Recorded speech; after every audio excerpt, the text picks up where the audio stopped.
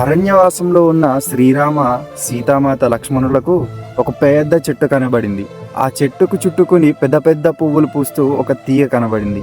చటుక్కున శ్రీరామచంద్రుడు ఆగి, చూసావా లక్ష్మణ, ఆ చెట్టుగా అందం లేదు, ఆ చెట్టును చుట్టుకుని పువ్వులు పూసిన ఆ తీగ వల్ల చెట్టుకి అందం వచ్చింది.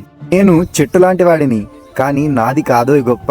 ఇటువంటి భార్య దొరికింది చూసావా, ఐశ్వర్యమంతా వదిలేసి కూడా నన్ను అనుభవించి వచ్చింది. అడవుల్లో కూడా నాతో కలిసే జీవిస్తుంది. మీ వదిన వల్ల నాది గొప్ప మనశ్శాంతి అని చెప్పేసి రాముడు అంటాడు.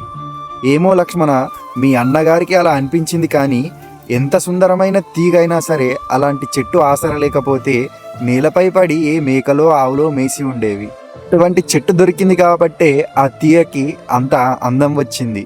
కాబట్టి మీ అన్నయ్యే గొప్ప అని సీతామాత అంటది.